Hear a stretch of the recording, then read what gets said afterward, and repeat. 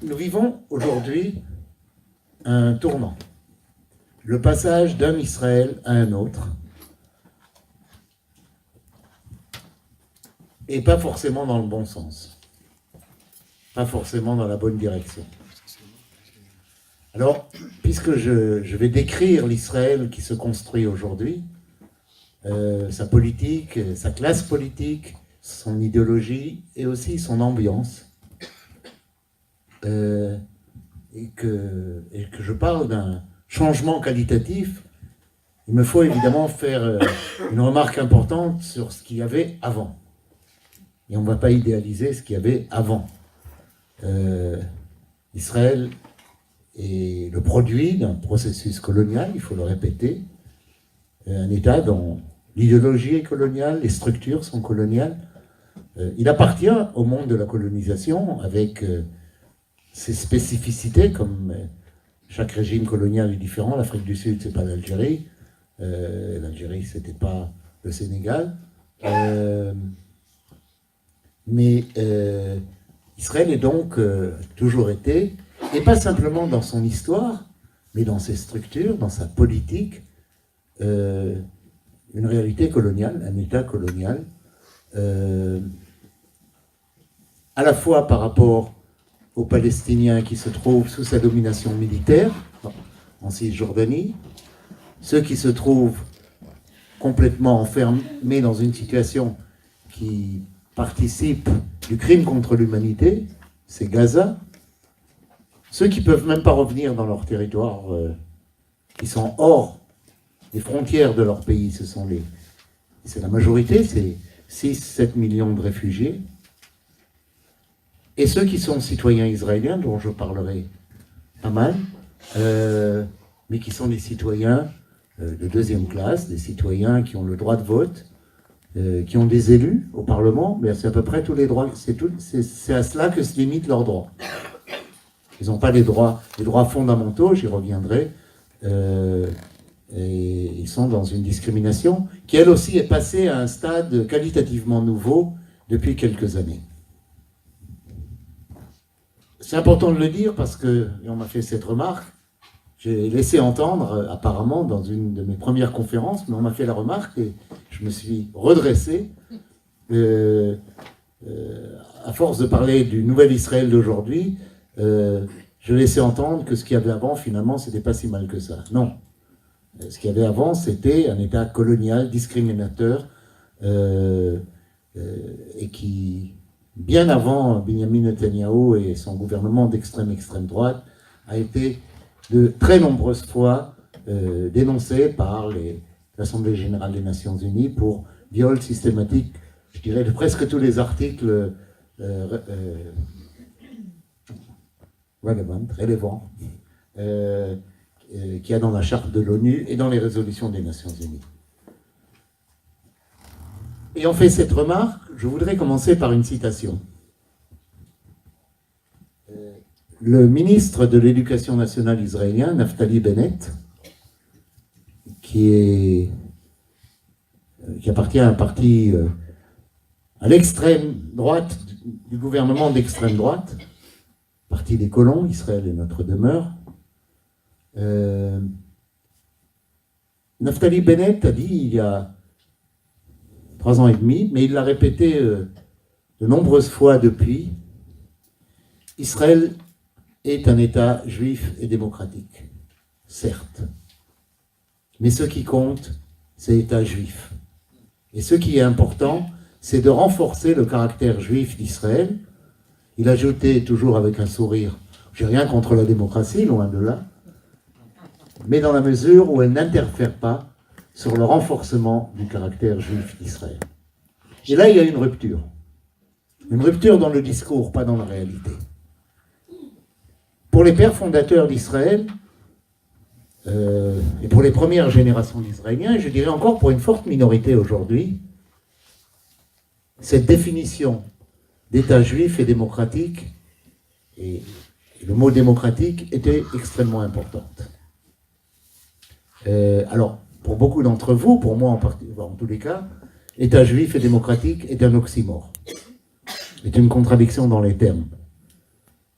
Un État démocratique, je pense que c'est une définition qu'on apprend dans les classes les plus élémentaires, c'est un État où tous les citoyens sont égaux. Il y a encore d'autres conditions, mais c'est un État où tous les citoyens sont égaux. Dès lors qu'il y a une communauté qui est privilégiée, même si on traite bien l'autre, ce qui n'est pas le cas, c'est plus un État démocratique. L'État démocratique, son principe de base, c'est l'égalité. Et j'ajouterai, pour ce qui devrait être ma conclusion, et j'espère que je ne l'oublierai pas, le combat pour l'égalité, ce mot d'égalité, peut synthétiser l'ensemble des combats que nous menons et que nous devons mener. Le jour où il y aura égalité, on aura gagné. Égalité entre individus, égalité entre États, si un jour il y a 2 États. Aucune solution n'est une solution qui va dans le sens du progrès si elle ne met pas en œuvre ce principe d'égalité. Et l'ancien président du Parlement, Avram Burg, que je mentionnerai plus tard, en a fait son drapeau.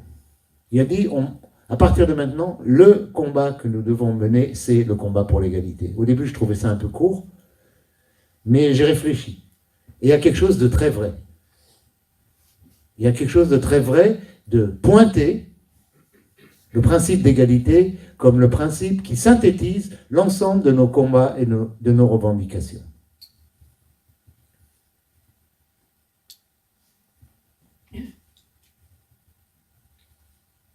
Il faut maintenant, puisqu'on a donc pour Israël, État juif et démocratique était important. Était important, d'abord parce que la tradition d'une partie de la première génération d'Israéliens et des pères fondateurs d'Israël, c'était l'appartenance au courant, au pluriel démocratique, voire socialiste, en Europe. On appartient au monde démocratique, on appartient aux gens bien, on appartient à la communauté des États qui ne sont pas des États voyous, pas des dictatures. On est l'Occident. Et dire on est un État démocratique, ça veut dire d'abord et avant tout, dans le discours israélien, nous appartenons à l'Occident. Je dirais même, pour reprendre une phrase chère à Binyamin Netanyahou, nous appartenons à l'Occident judéo-chrétien. Un concept que je rejette totalement, fortement, qui me met en colère. Un concept ce que j'avais appris chez ma prof de lettres au lycée juif de Strasbourg, où j'ai vécu les premières 15 années de ma vie, Madame Andouze, femme dont certains d'entre vous ont entendu parler, une grande combattante contre le nazisme et après contre le colonialisme en Algérie. Madame Andouze m'avait appris que lorsqu'on met un trait d'union, c'est toujours pour exclure un autre. Et lorsqu'on dit judéo-chrétien, on exclut. Si la civilisation est judéo-chrétienne, les barbares, c'est l'islam. Tout simple. Ceux qui sont hors civilisation. Ce qui est un scandale historique.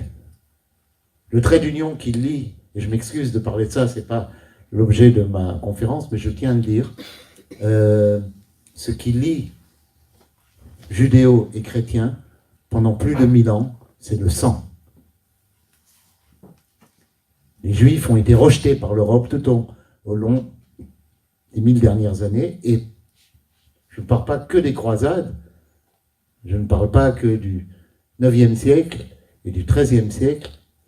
Tout récemment, c'était le nazisme. 6 millions de morts, 6 millions de Juifs massacrés dans l'Europe judéo-chrétienne. Alors qu'on ne raconte pas des salades, il faut créer ce lien judéo-chrétien. Il n'est pas une réalité. Mais pourquoi judéo-chrétien alors? Il faut créer un lien beaucoup plus inclusif. Je voudrais dire un mot Et là aussi, comme c'est la dernière conférence de cette tournée, je fais un peu le bilan des questions ou des mécompréhensions auxquelles je me suis heurté ces 10 derniers jours. Que veut dire juif dans judéo-chrétien? Que veut dire juif dans État juif et démocratique? Alors je crois que c'est le journal Le Monde, j'en suis pas sûr, qui, il y a très longtemps, a inventé une typographie par rapport au mot juif. Juif avec un petit j et juif avec un grand J. Alors, je ne suis pas certain que c'est Le Monde, mais je crois me souvenir que c'était Le Monde. Jusque-là, on mélangeait. Juif avec un petit j, c'est une religion. Comme catholique, bouddhiste, protestant, il y a juif. En ce sens, je ne suis pas juif avec un petit j. J'ai quitté la religion, la foi et la pratique dans mon adolescence, et j'ai cessé d'être juif. Je n'ai plus pratiqué la synagogue, je n'ai plus jeûné à Kippour, et Dieu m'en préserve, parce que Dieu il apparaît toujours chez moi, Dieu m'en préserve, je mange du porc, avec une certaine délectation. Et des crevettes surtout, c'était ça qui m'a attiré vers mon rejet du juif petit J. Juif est donc, avec un petit J, est une religion. Israël n'est pas un État juif avec un petit J. Certes, la religion, les institutions religieuses, le rabbinat, les partis religieux ont beaucoup d'influence sur la politique israélienne. On fait partie de tous les gouvernements et ont pu imprégner la politique intérieure, voire dans une certaine mesure la politique extérieure d'Israël, de leurs idéaux, de leurs conceptions. Aujourd'hui d'ailleurs, dans le gouvernement Netanyahou, dans les gouvernements Netanyahou, plus même qu'avant. Mais Israël n'est pas un État religieux. Même si la religion, comme dit, est un groupe de pression extrêmement important et efficace. Israël n'est pas une théocratie, Israël est un État où le Parlement est élu par le peuple, le Parlement choisit un gouvernement comme un État républicain, comme n'importe quel autre État républicain. Ce n'est pas une théocratie, ce ne sont pas les rabbins qui dirigent, ce n'est pas le conseil des rabbins, comme à Téhéran, le conseil des ayatollahs, ou comme d'autres pays. Israël n'est pas un État religieux. Par contre, Israël est un État juif avec un grand J. Alors j'aimerais bien, et on l'a fait avec le JFP il y a très longtemps, je crois que c'était aussi avec le JFP, avoir un séminaire d'études, un long week-end sur qu'est-ce que c'est qu'être juif. On l'a fait avec les grands frères belges de l'UGFP, les Belges, l'UPJB, une réflexion qui n'est pas simple. La Cour suprême d'Israël, depuis 60 ans, planche sur cette question qui est juif.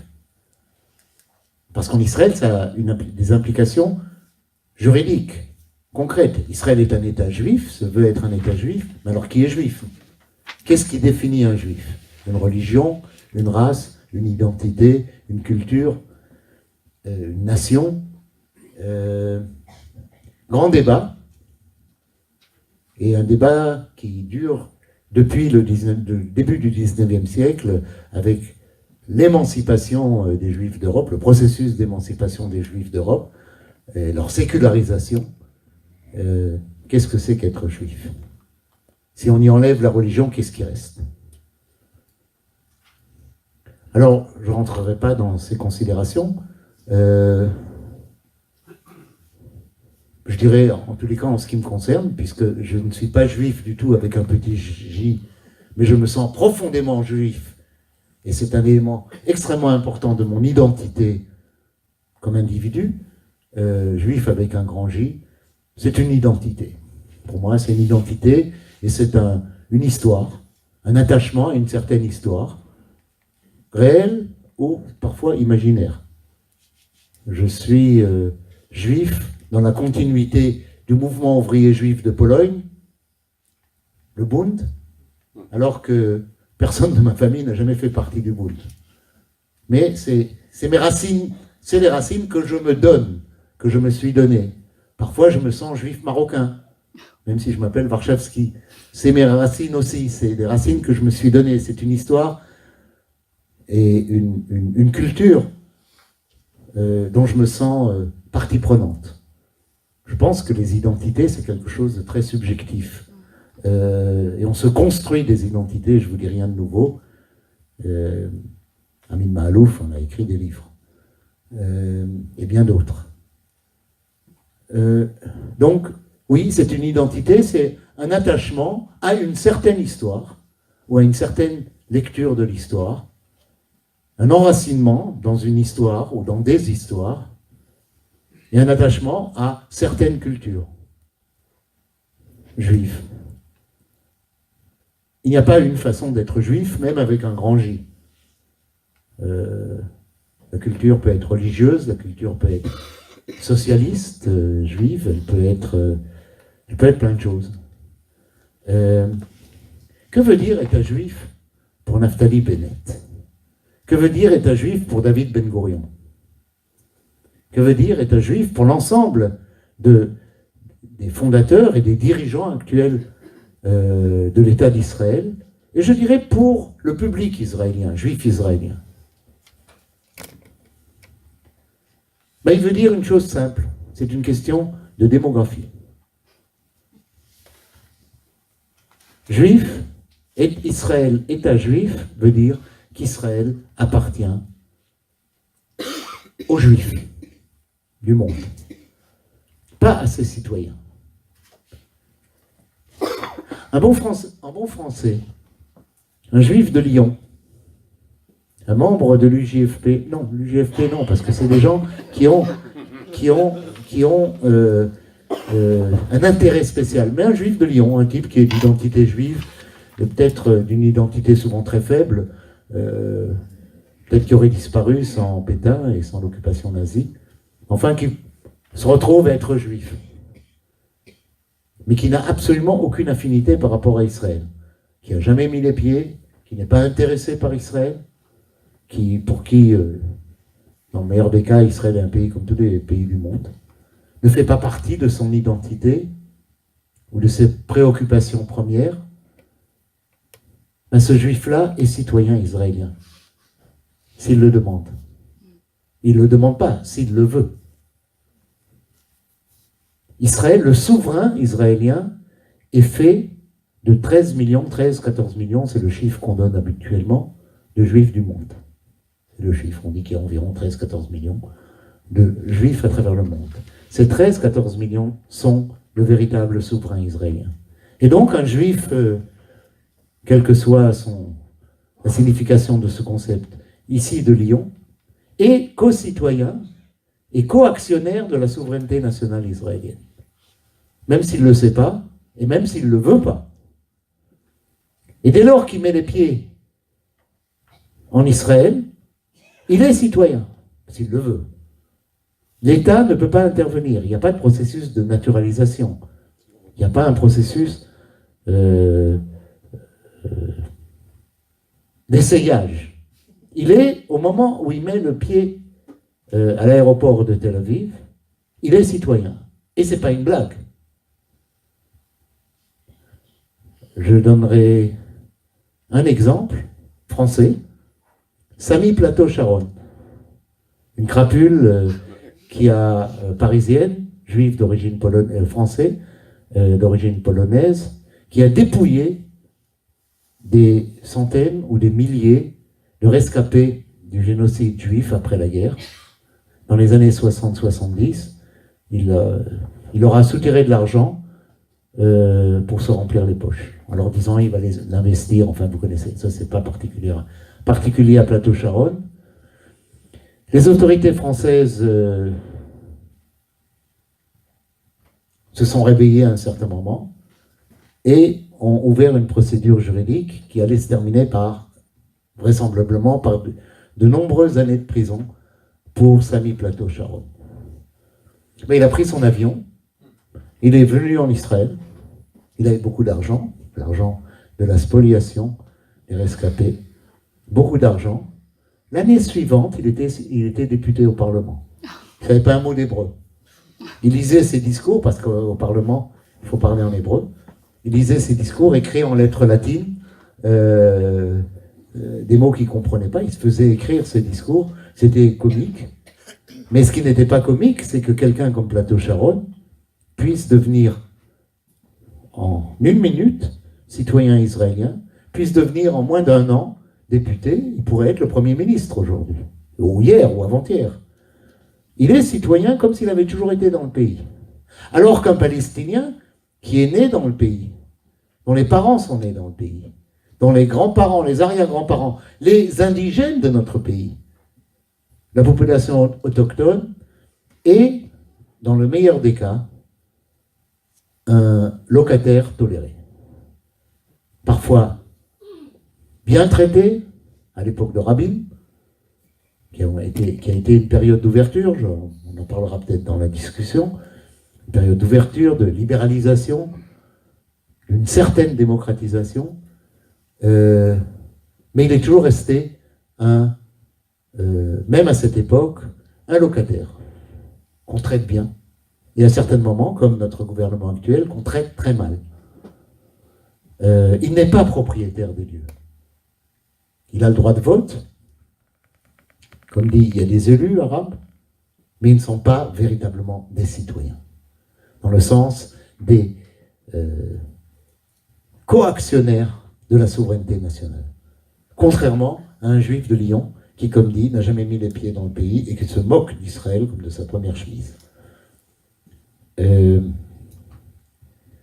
Renforcer, pour reprendre la phrase de Naftali Bennett, et la politique du gouvernement d'extrême droite en place, renforcer le caractère juif d'Israël, c'est renforcer la suprématie juive au détriment de la minorité arabe en Israël. Ce n'est pas une question culturelle. Ce n'est pas une question symbolique. Si on veut renforcer, je serai le premier à me battre pour renforcer dans les programmes scolaires et dans les écoles les cours sur l'histoire juive, qui est très mal enseigné et d'une façon très superficielle. Les cours sur la culture juive, parce que nos enfants, enfin maintenant mes petits-enfants, sont des ignorants sur qu'est-ce que c'est que l'histoire juive, n'ont jamais entendu parler du Bund, n'ont jamais entendu parler de l'émancipation des Juifs de France, n'ont rien entendu parler, si ce n'est les souvenirs de la grand-mère, de l'extraordinaire richesse du judaïsme irakien, ou du judaïsme marocain. Tout ça, c'est... Alors, si on devait renforcer le caractère juif d'Israël, c'était renforcer ce type de formation, d'éducation, de culture. Moi, je suis au premier rang pour le faire. C'est pas ça le problème.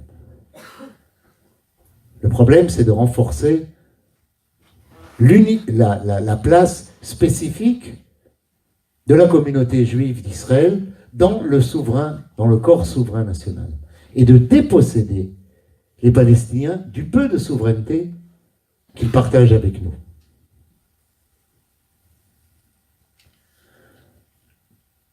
Comme dit ce programme, ce projet, qui est mis en œuvre maintenant, aujourd'hui, ça veut dire déjà depuis une dizaine d'années, et qui s'accélère les 2 dernières années, c'est un projet qui vise à déposséder la minorité palestinienne de leur part de souveraineté en Israël. Par des changements structurels, par des changements constitutionnels, par des changements symboliques aussi. Alors je commencerai par le symbole, et je parlerai aux aspects plus matériels de cette contre-réforme, de ce tournant réactionnaire dans le sens le plus fort du terme. Au niveau symbolique, un exemple. Excusez-moi. Et ce changement s'exprime par des lois, de nouvelles lois, décrets, et même changement de la constitution, ou de ce qui sert, puisqu'il n'y a pas de constitution en Israël, de cadre constitutionnel en Israël. Entre autres, la loi adoptée l'année dernière, qui synthétise tout ce que je vous ai dit et je vais vous dire, la loi d'Israël, l'État d'Israël comme État-nation du peuple juif. C'est la première fois depuis la création d'Israël que la discrimination est écrite dans le texte constitutionnel. Elle a toujours existé, elle s'est aggravée au cours des dernières années, mais là, elle est dans le texte. Commençons par un exemple symbolique, qui fait pas mal. Après, il y a des exemples qui font mal. Qui fait pas mal, je dirais, dans la vie quotidienne des Palestiniens. C'est la loi sur la Nakba. La Nakba, c'est en hébreu, le mot Nakba se dit Shoah. C'est le même mot. C'est la dépossession des Palestiniens de leur pays en 1947-49 pour constituer l'État d'Israël. Et la transformation d'une partie importante de la population autochtone palestinienne en réfugiés. C'est un moment terrible de l'histoire des Palestiniens, c'est un moment charnière. Les Palestiniens célèbrent donc, commémorent, depuis toujours, depuis le début des années 50, la journée de la Nakba. Même à l'époque du gouvernement militaire, à l'époque des années 50 et 60, lorsque la population palestinienne était traitée hors les droits de vote, mais c'est tout ce qu'ils avaient, était traitée comme une population occupée, sans liberté de mouvement, répression quotidienne de tout ce qui était expression politique ou même culturelle palestinienne. Mais jamais on leur a empêché de célébrer leur deuil. Même à l'époque de Ben Gurion.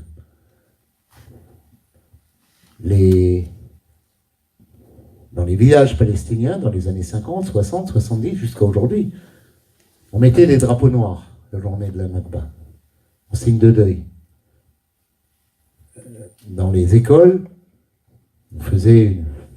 on réunissait tous les élèves et le principal de l'école faisait un petit discours pour rappeler ce qu'avaient subi les Palestiniens d'Israël. Les municipalités, on mettait aussi un drapeau noir et il y avait une réunion spéciale du conseil municipal où on disait quelques mots sur la Nakba. Aujourd'hui, c'est interdit. La loi sur la Nakba, qui a été votée il y a 4 ans, dans cet ensemble de lois et de pratiques rediscriminatoires, on n'a plus le droit de célébrer, alors pas les individus, on ne peut pas empêcher quelqu'un d'être triste, de se mettre au garde à vous, ou d'organiser chez lui à la maison une rencontre avec une partie de la famille pour parler. Mais les institutions sont pénalisées. C'est une municipalité, met un drapeau noir le jour de la Nakba, on lui coupe les subventions. Si une école célèbre la Nakba, le principal est blâmé et sanctionné. Beaucoup le font quand même. Oui, on ne peut plus célébrer, c'est la première fois, on ne peut plus célébrer la Nakba. Ça, c'est de l'ordre du symbolique. Mais il y a d'autres lois qui ne sont pas du tout de l'ordre du symbolique. La réunification familiale, par exemple. Une loi qui a été amendée, puis réécrite et revotée, qui empêche un citoyen ou une citoyenne palestinienne d'Israël, des citoyens,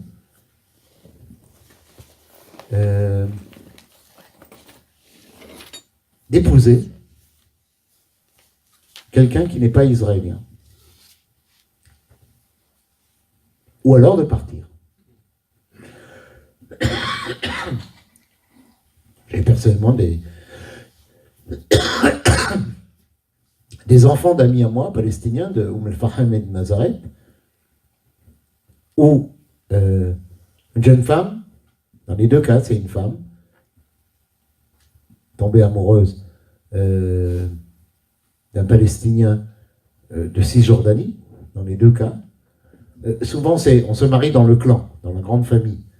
Et souvent, la ligne qui sépare Israël des territoires occupés est une ligne totalement artificielle. C'est les mêmes familles qui ont été tout d'un coup, en 1949, coupées en deux. Et donc, elle se marie avec son cousin éloigné qui vit dans le village palestinien à 10 km de chez elle. Dans le passé, il obtenait relativement facilement un permis de résidence, un droit de résidence. Pas la citoyenneté, mais un droit de résidence. Et donc, il pouvait vivre en Israël avec sa femme et ses enfants. C'est fini. La loi l'interdit. Et donc, il y a plusieurs centaines, certains disent plus de 1000, je ne sais pas, mais plusieurs centaines, c'est certain, de familles qui sont devant un dilemme cornélien. Soit on vit séparés, la maman, en général c'est la maman, vit en Israël, à el-Fahim, à Nazareth, à Tel Aviv même. Mais le mari et les enfants, parce que les enfants aussi n'obtiennent pas le droit de résidence, vivent de l'autre côté. Soit il n'y a pas de choix, elle est obligée d'émigrer, d'aller rejoindre de l'autre côté de la frontière le reste de sa famille. Il s'agit de citoyens israéliens, de citoyens et citoyennes israéliens. Ils ne peuvent pas vivre dans leur pays, pas seulement sur leur terre, mais dans leur pays, avec leur famille. C'est un cas unique, j'ai étudié cette question. Il n'existe nulle part au monde. Au niveau des droits des citoyens, c'est vrai pour les résidents, les sans-papiers ou même des familles. Mais un citoyen, ça c'est nulle part, sauf à une certaine période en Union soviétique. C'est le seul cas que j'ai trouvé, où on ne permettait pas, dans certains cas, des dissidents, de vivre avec leur famille. Ils avaient le choix de partir, mais pas de vivre avec leur famille. Ça, c'est un cas très concret d'un nouveau pas dans la discrimination, d'une immense régression par rapport à ce qui s'était fait en Israël dans les années 60 et surtout 70 et 80, qui étaient des années d'ouverture. Afin de mener à bien cette réforme structurelle, cette réforme de l'ensemble des relations envers la minorité arabe et d'autres minorités, mais c'est surtout la minorité arabe, il faut changer le système constitutionnel israélien. Et le premier objectif de ce gouvernement, qui est devenu obsessionnel, c'est de casser la Cour suprême de justice. C'est l'objectif de Ayelet Shaked, la ministre de la Justice. Elle l'a annoncé dans la campagne électorale précédente, pas celle qu'il y avait maintenant, mais celle qu'il y avait avant. Il faut détruire la Cour suprême de justice, qui, au cours des années et des décennies, a été non seulement le garant de certains droits fondamentaux en Israël, mais a permis d'élargir les droits. Alors nous avons un système, depuis la création d'Israël, nous avons un système par rapport à la Cour suprême qui est un peu le système américain et pas du tout le système français. La Cour suprême, puisqu'il n'y a pas de constitution, comme aux États-Unis, où il y a une constitution très réduite, c'est la Cour suprême qui, au cours des ans, a dit le droit et a élargi les droits. Lorsque le gouvernement, le Parlement n'avait pas clarifié des droits fondamentaux, la Cour suprême les a décrétés. Et elle a permis de faire des pas en avant dans les années 70, 80, 90. Je donnerai deux exemples. L'un, la Cour suprême, après une campagne que nous avons menée, en particulier le Centre d'information alternative, pendant plus de 10 ans, contre la torture, on a obtenu, après de nombreux combats politiques, sensibilisation, mais aussi de combat juridique, on a obtenu finalement, en 99, la Cour suprême a interdit la torture. Ça ne veut pas dire qu'elle n'existe pas, mais elle n'était plus légale. C'était quand même un acquis. La Cour suprême, par exemple, nous a donné, bien avant que vous n'en rêviez, le Pax. Enfin, même plus que le Pax. Non pas parce qu'on était plus progressiste que les Européens ou que les Français, mais parce qu'il y avait un besoin urgent en Israël de trouver des solutions pour la vie maritale qui n'étaient pas dans le cadre de la religion. En Israël, le droit parental est religieux. C'est le seul aspect où le droit est religieux. Et dans la religion juive, comme dans d'autres religions, il y a plein de choses qui sont interdites. Je donnerai un petit exemple. Quelqu'un qui appartient à la famille historique des Cohen, Cahen, Can, il y en a beaucoup en Europe, ne peut pas se marier avec une divorcée. C'est écrit dans le texte biblique. Bon, on est quand même au XXe siècle, on était au XXe siècle, d'autant que le président de la Cour suprême, Chaim Cohen, était amoureux fou d'une divorcée. Et alors, quand on avait de l'argent, on allait se marier à Chypre. Quand on avait beaucoup d'argent, on allait se marier en Floride ou ailleurs en Amérique. Mais la loi ne permettait pas, la loi religieuse, à toute une série de cas. J'ai donné l'exemple des Cohen, mais plein de cas, on ne peut pas se marier. C'est interdit par, c'était interdit il y a 3000 ans dans le texte biblique. Et donc, il a fallu que l'État trouve des moyens de se marier hors du cadre religieux. Ma compagne, qui est avocate, a été parmi les premières à faire des contrats de mariage comme avocate, un vrai contrat de mariage, et qui ont été reconnus par l'État. Il a fallu se battre un peu, mais ça a été reconnu parce que c'était une soupape indispensable pour permettre à des dizaines et des dizaines des milliers et de milliers de cas de se marier alors que le cadre étroit du droit marital en Israël ne leur permettait pas. C'est comme ça qu'on a eu le Pax, il y a très longtemps, enfin l'équivalent d'un Pax bien avant. Et ça aussi, la Cour suprême a été un outil qui a donné ce type de droit. Elle a réduit les discriminations contre la minorité arabe en Israël, surtout à partir des années 80, en disant qu'Israël est maintenant un État suffisamment fort pour être un peu moins juif et un peu plus démocratique pour revenir à Bennett. Et qu'on peut se permettre des libertés qui peut-être dans les années 50 n'étaient pas possibles, a interdit les expulsions. Ça, c'est les années 90 déjà. Israël expulsait les militants palestiniens hors du territoire de la Palestine. Au Liban, en Jordanie, et sans possibilité de revenir. Ça a été aboli. Les destructions de maisons, partiellement abolies, mais rétablies après, à nouveau.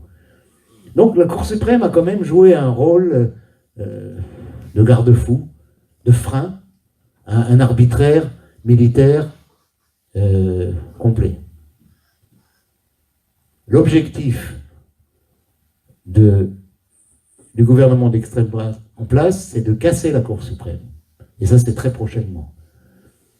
Et d'en faire une cour d'appel normale, cour d'appel pénale, civile, mais plus une cour constitutionnelle. En usant d'un argument qui est très à la mode aujourd'hui en Europe, la volonté populaire. Nous avons été élus par le peuple, nous le gouvernement.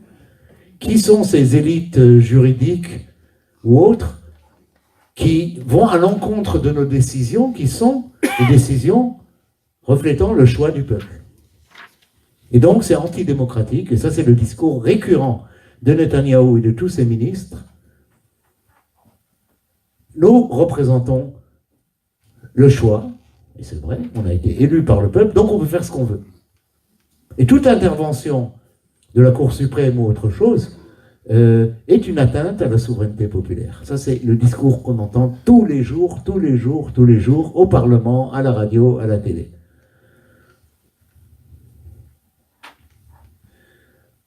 Casser la Cour suprême, Premier objectif, institutionnel. Deuxième, je l'ai dit, c'est toute une série de lois qui, pour la première fois depuis très longtemps, réaffirment ouvertement la discrimination entre juifs et arabes, entre citoyens juifs et citoyens arabes. Troisième axe de l'offensive de l'extrême droite au pouvoir aujourd'hui, casser les médias. Les médias. Benjamin Netanyahou est un extraordinaire communicant.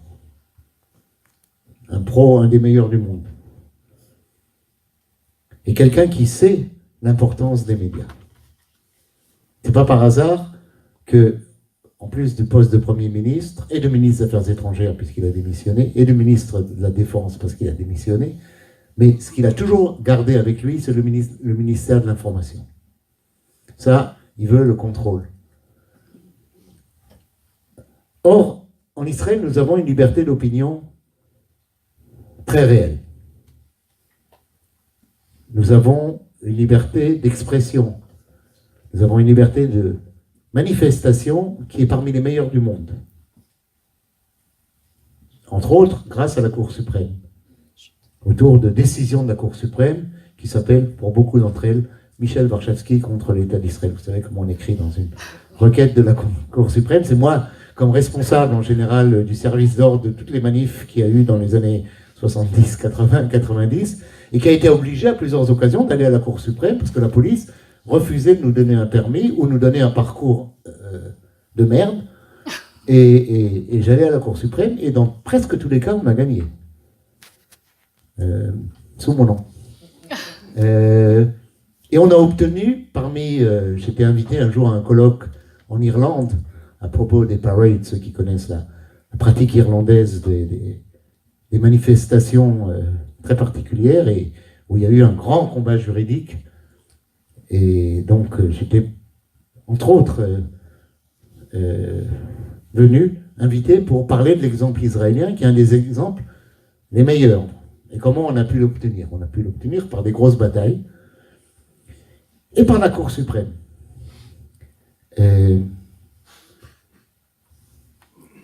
Ça aussi, il faut en finir avec ça. Mais revenons maintenant à l'information et les médias, le troisième objectif du gouvernement. Alors, vous savez peut-être, si on a le temps, on en parlera après, parce que c'est quand même l'aspect qui nous fait du plaisir, c'est que Benjamin Netanyahou est sur le point d'être inculpé dans 4 dossiers de corruption. Le dossier 1000, le dossier 2000, le dossier 3000 et le dossier 4000. Si on avait le temps, on en parlerait et on aurait un peu de baume sur le cœur. Mais là, je voudrais parler du dossier 2000. Dossier 2000, il a été pris, alors, la main dans le sac, il a été enregistré. Ce qui est pas surprenant de la part de Netanyahou, parce que Netanyahou est un parano, c'est difficile de l'enregistrer, mais là, il s'est fait piéger, en train de proposer au patron, propriétaire du plus grand quotidien israélien, qui n'est pas le Haaretz, malheureusement, comme beaucoup le croient. Haaretz est un journal confidentiel, lu par nous-mêmes, c'est-à-dire on aime beaucoup Haaretz parce qu'on se regarde dans le miroir et on s'entend parler. Mais le vrai grand journal israélien, c'est Yediot Ahronot. Et il a été enregistré en train de proposer à Noni Moses, le patron du Yediot Ahronot, un deal. Netanyahou a un journal, papier toilette, qui est distribué gratuitement dans la rue, tous les jours, qui s'appelle Israël Hayom, Israël aujourd'hui, qui est un vrai torchon, et dont la seule fonction, c'est de faire l'éloge de Benjamin Netanyahou, de sa famille et de sa politique. Et dans cet enregistrement, qui est l'objet d'une procédure judiciaire, maintenant, le dossier 2000, il propose à Noni Moses, le patron des...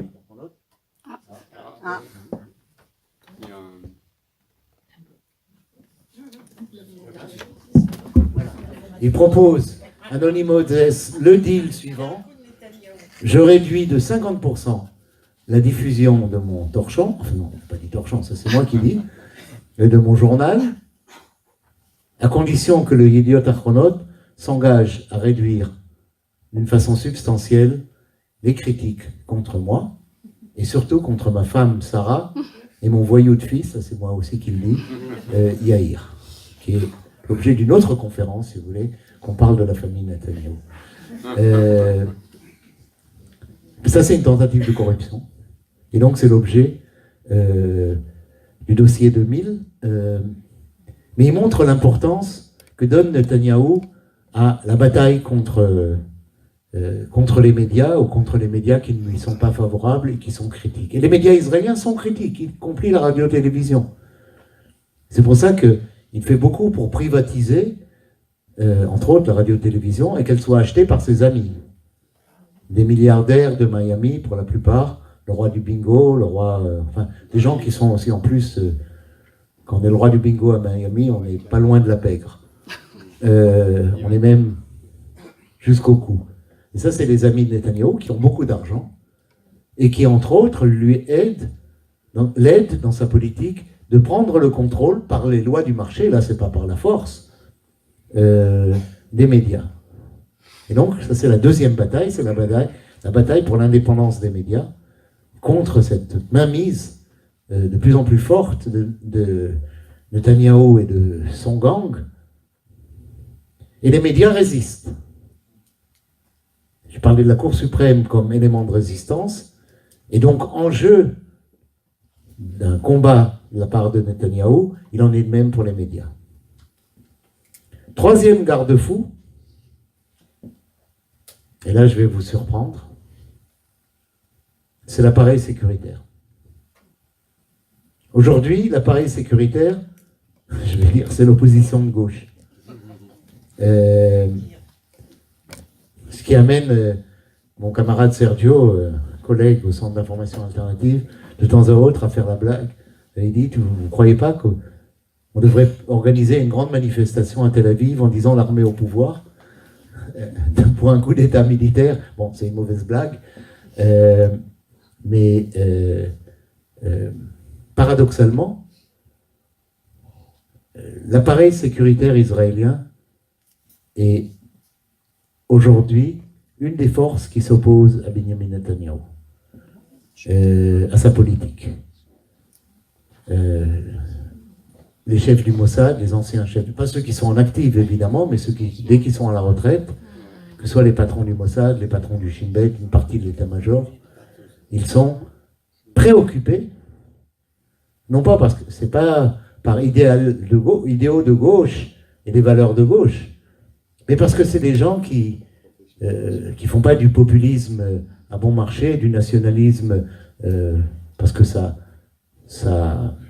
mobilise la population. Ils font des évaluations du rapport de force, des dynamiques. Sont des pros. Leur boulot, c'est de faire ça. C'est des pros qui doivent essayer de comprendre au mieux le monde dans lequel on est et voir jusqu'où on peut aller et où il faudrait sans doute pas aller.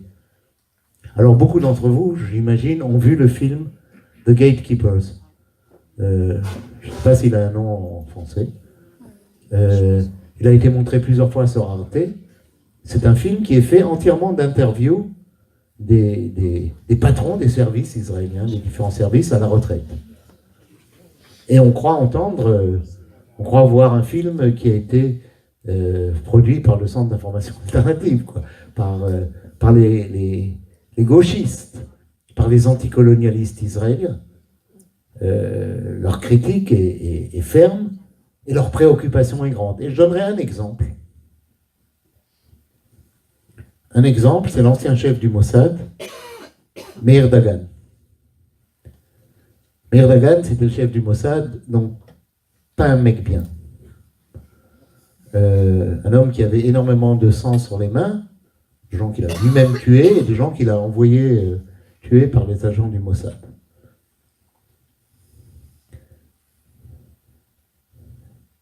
Meir Dagan a été l'orateur principal du grand meeting électoral, le dernier grand meeting électoral contre Netanyahou, de l'ensemble du centre-gauche qui avait décidé de faire un meeting commun contre Netanyahou, juste avant les élections.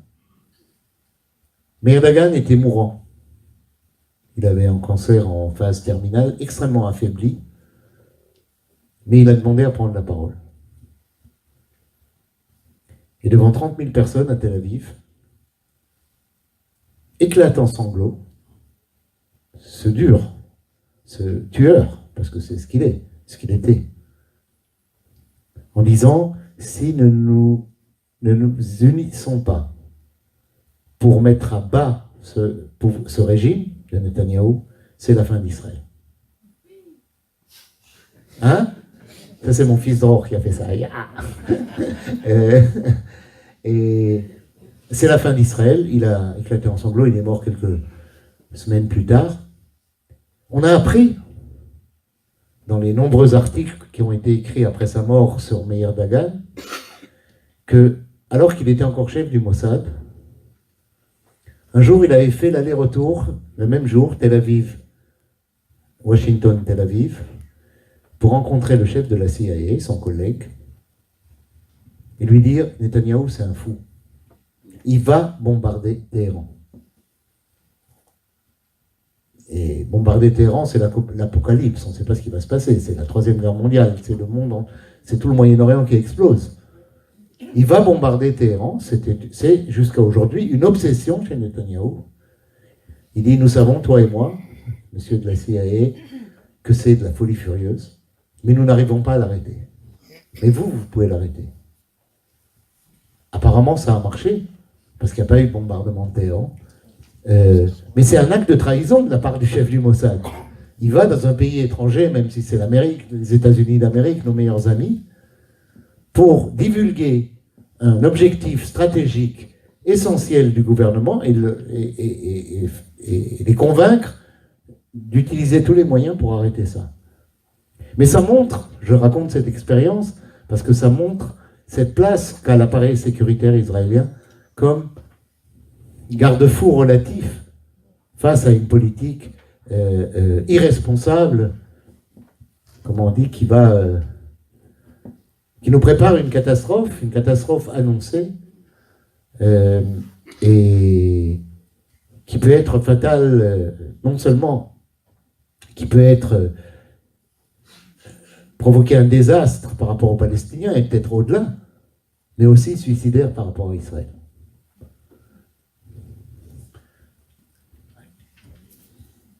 Il y en a en Israël qui décrivent ce régime dont j'ai donné les grandes lignes, ce nouveau régime, comme un régime fasciste. Et quand je dis il y en a, c'est pas des militants gauchistes qui manifestent et qui disent Netanyahou fasciste, comme vous avez pu dire CRS-SS en 68, ou enfin, le genre trouver des gros mots pour décrire nos adversaires, qui est de bonne guerre. Enfin, ce n'est pas des analyses scientifiques, c'est plutôt exprimer le fond de nos tripes que nos dirigeants ou que nos flics, c'est des salauds. Non, là, on parle de fascisme comme analyse. Alors, j'en citerai deux, mais il y en a beaucoup plus, et dans les journaux, comme dit, il y a encore une presse avec une multiplicité d'opinions et une liberté d'opinion et de débat, qui fait que beaucoup d'articles s'interrogent sur quel régime sommes-nous en train de subir? Qu'est-ce qui se passe? Et de plus en plus, on utilise le concept de fascisme. Je citerai deux personnes, précisément, qui ne sont pas des marginaux, des gauchistes, des ultra-minoritaires. L'un, c'est Avraham Burg, que j'ai mentionné tout à l'heure, l'ancien président du Parlement, l'ancien président du Congrès juif mondial, l'ancien président de la Fédération sioniste internationale mondiale, donc quelqu'un qui est du cœur de l'establishment politique. Lui, il écrit maintenant depuis bonne demi-douzaine d'années, nous sommes dans un régime fasciste. Plus intéressant encore est Zeev Sternel, un des plus grands intellectuels israéliens d'aujourd'hui, lauréat du prix Israël, qui est la grande consécration intellectuelle ou culturelle, Et surtout, grand spécialiste du fascisme en France, il a fait son doctorat sur le fascisme en France dans les années 30. Grand spécialiste du fascisme pré-génocidaire, pas le fascisme nazi, mais les mouvements fascistes, les coups d'État fascistes qu'il y a eu, et en particulier le fascisme français. Et Zeev Sternel, qui est aujourd'hui à la retraite, publie quasiment toutes les semaines, en général dans le Haaretz, un article où il montre et utilise au quotidien des déclarations, des initiatives, des lois qui démontrent les affinités entre ce nouveau régime israélien et les régimes fascistes. J'en donnerai un exemple que Zeev Sternel développe souvent, c'est le concept d'allégeance. Le concept d'allégeance est un concept typiquement fasciste. Notre ministre, que j'espère pour l'éternité, ministre de la Culture, et je prie au mur des lamentations tous les jours, pour que Dieu lui donne longue vie, Miri Regev, le général à la retraite, Miri Regev, c'est la ministre de la Culture, c'est déjà tout un programme, c'est une générale dont le dernier poste à l'armée, c'était censeur en chef. Elle est maintenant responsable de la culture. Et elle utilise dans tous ses discours, alors c'est la droite de la droite, plus la vulgarité absolue. Et l'analphabétisme quasiment. Et elle, dans tous ses discours, parle d'allégeance. Elle dit budget, non pas pour cette institution, subvention, parce qu'ils sont antinationaux, encore une expression fasciste, dans lequel on dit. Et il faut faire allégeance à l'État d'Israël comme État-nation du peuple juif. C'est la phrase consacrée pour ne pas risquer de perdre ses subventions, voire de fermer des institutions culturelles. Dans mon quartier, on s'est battu. Il y a une espèce de maison de la culture, de centre culturel qui n'a rien de gauche, mais parce qu'il avait invité, il avait programmé un film sur les prisons israéliennes. C'était pas que les prisons politiques, pas les prisons des Palestiniens, sur les prisons.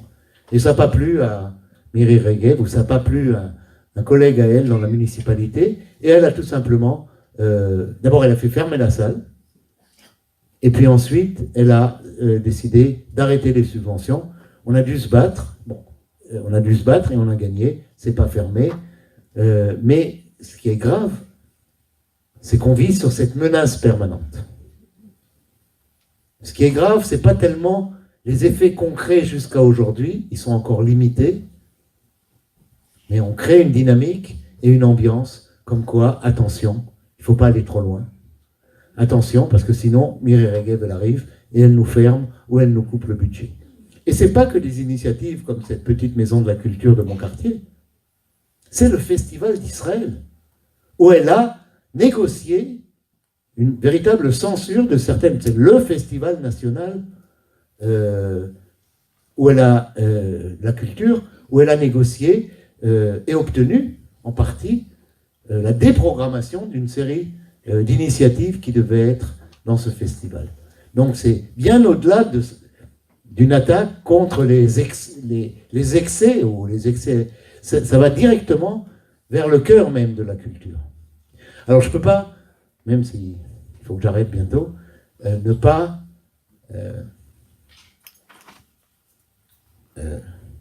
partager avec vous un épisode qui a maintenant déjà quand même 3 ans. Comme ministre de la Culture, elle devait ouvrir le Festival du cinéma à Jérusalem. Festival national du cinéma à Jérusalem.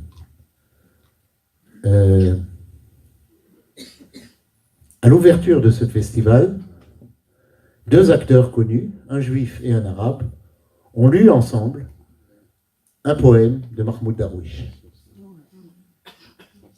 Alors, honnêtement, Miri Regev ne sait pas qui c'est Mahmoud Darwish. Mais elle avait des conseillers avec elle. Elle vient toujours avec une grosse bande de personnes avec le téléphone portable et des machins derrière elle, et quelqu'un lui a soufflé à l'oreille qui c'est Mahmoud Darwish. Et alors elle pique une crise devant tout le monde, dans une salle bondée. Elle dit « Jamais je n'écouterai un poème de ce Darwish !» Et elle quitte la salle. Le lendemain, on s'est éclaté. On s'est éclaté dans les médias. Alors, moi, je l'avais écrit spontanément, mais j'ai vu que j'étais pas original. Tout le monde, y compris les grands journaux, et des journalistes connus, et des humoristes, en disant « Mireille Regev ne vient pas écouter un poème de Darwish », mais comme si elle avait jamais écouté une pièce de Molière, ou une pièce de Shakespeare, ou... Enfin, son ignorance crasse a été mise devant tout le monde, on a tous éclaté de rire.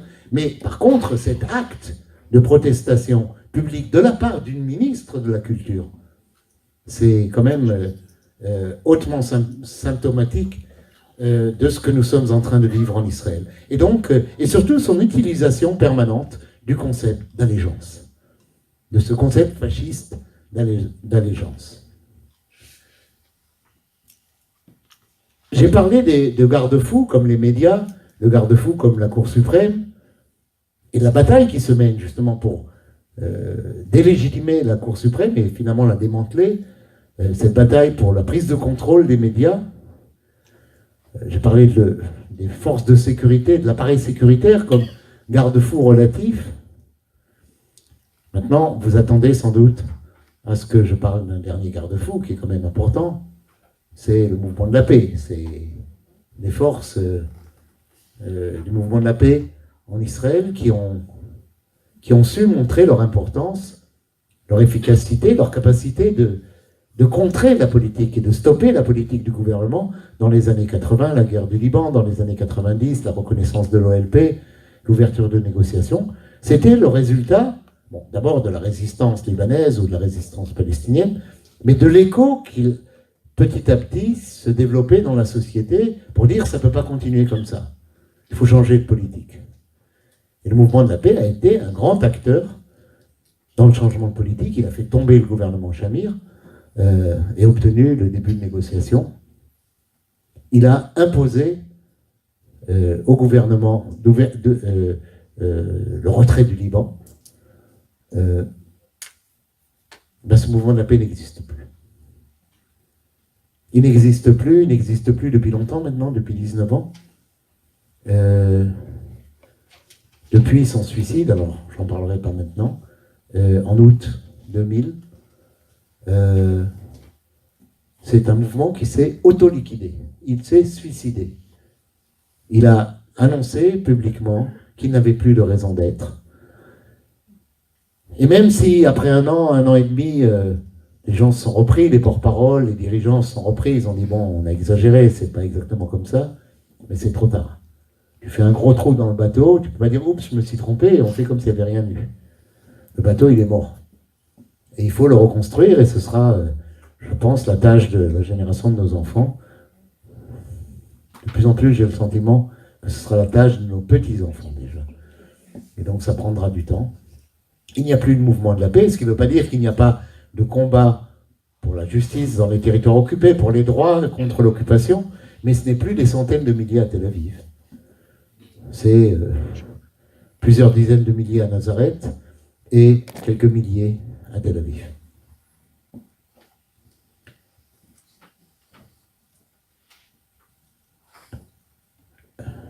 Et c'est là que vous venez, juste avant.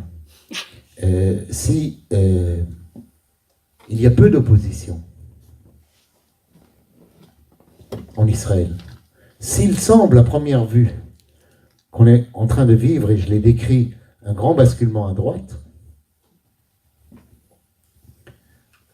il est réel comme basculement de politique. Il n'est pas vrai comme basculement de l'opinion publique.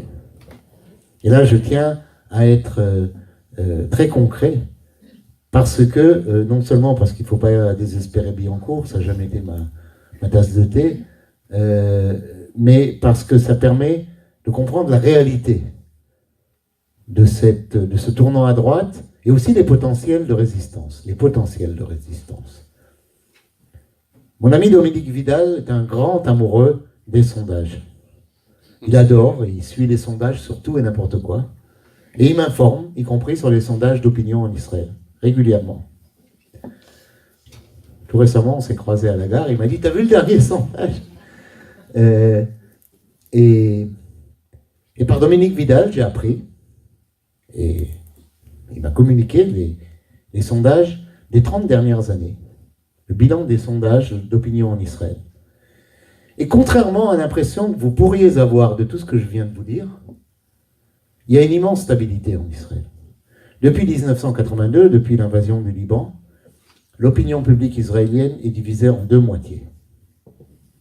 Une moitié dure, ceux qui soutiennent le gouvernement Netanyahou aujourd'hui, et une moitié modérée, ceux que j'appelle Tel Aviv. La grande moitié, jusqu'entre 82 et 2000, était plutôt modérée, et la petite moitié était à droite. Aujourd'hui, dans les sondages des 10 dernières années, la grande moitié est à droite, il y a quand même une petite moitié, 45%, 47%, ça dépend des moments, qui est contre la politique de Netanyahou, qui est contre la colonisation, qui voudrait bien que l'occupation se termine. Apparemment une bonne nouvelle. Ouais, c'est bien 50% ou 45%. Alors, la mauvaise nouvelle dans la bonne nouvelle, c'est qu'entre la moitié de droite et la moitié modérée, il y a une terrible asymétrie. La droite a des valeurs, la droite a des objectifs stratégiques, en particulier la colonisation, l'extension des frontières d'Israël. La droite a une stratégie pour obtenir, pour progresser vers ses objectifs, et la droite a le pouvoir aussi depuis 14 ans maintenant. La gauche, qui, comme dit, n'est pas marginale du tout, la gauche. Les modérés en Israël, qui ne sont pas marginaux, sont dans la consommation.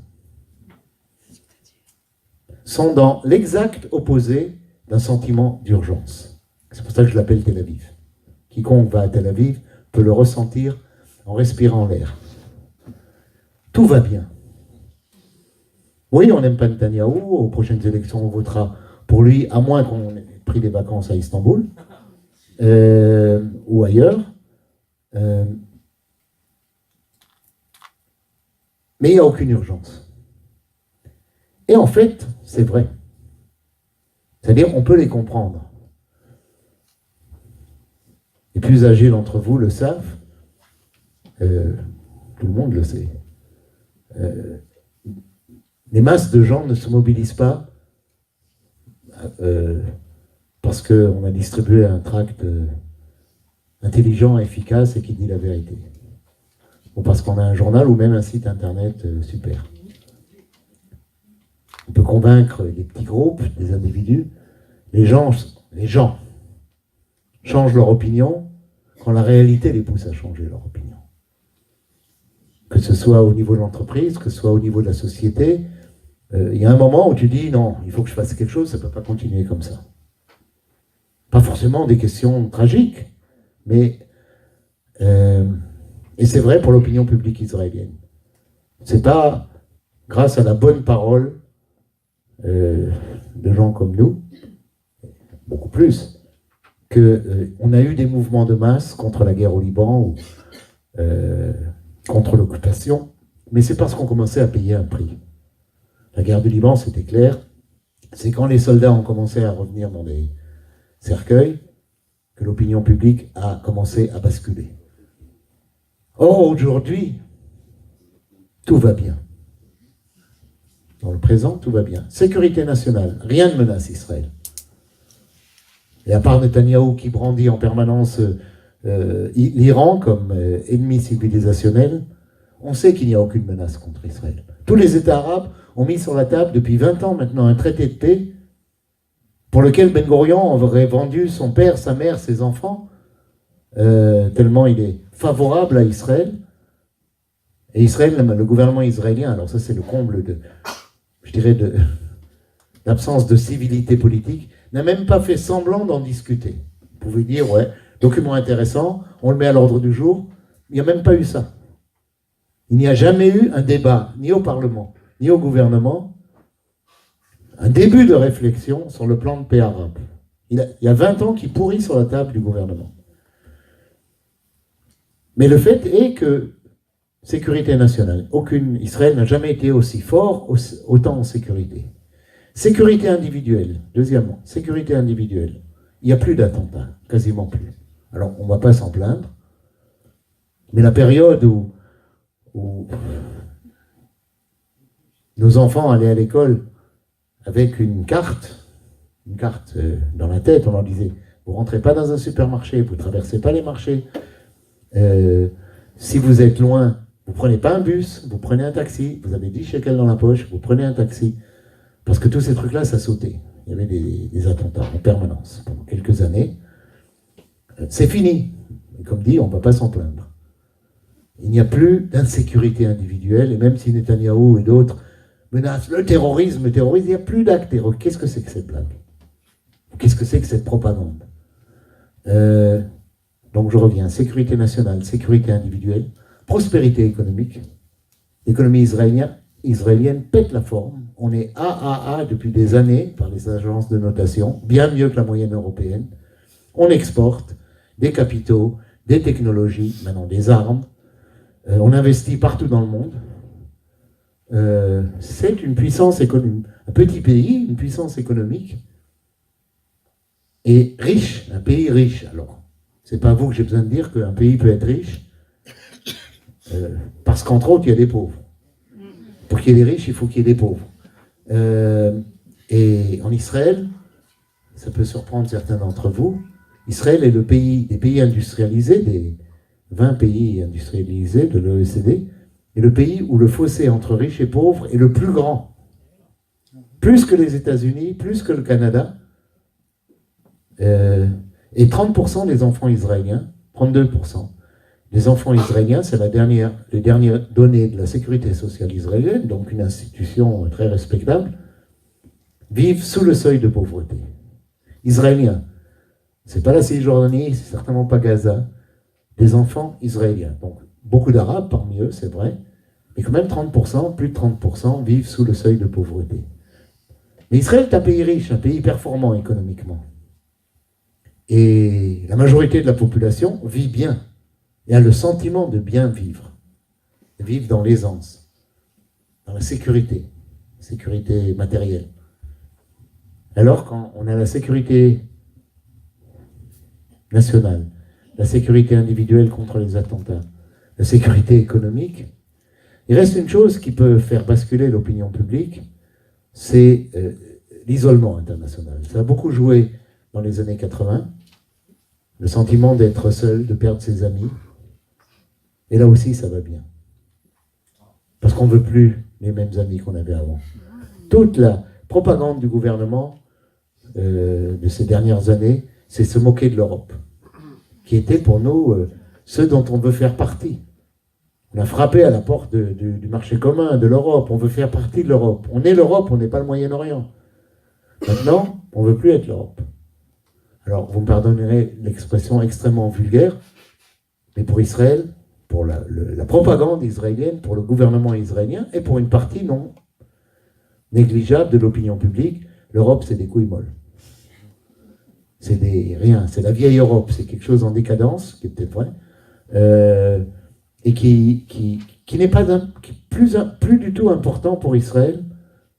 On a des alliés bien plus importants, et pour le commerce, et pour aussi l'alliance politique.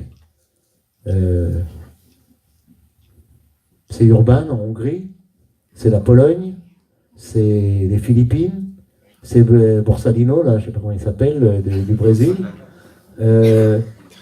C'est toutes les crapules de la planète. Et c'est l'extrême droite républicaine, qui ont d'ailleurs un dénominateur commun, secondaire, mais quand même assez important pour quelqu'un qui se présente comme le Premier ministre d'un État juif, ils sont tous antisémites, en plus. Et c'est nos potes, et c'est nos amis, et c'est ceux avec qui on fait bisous devant la télé tous les jours.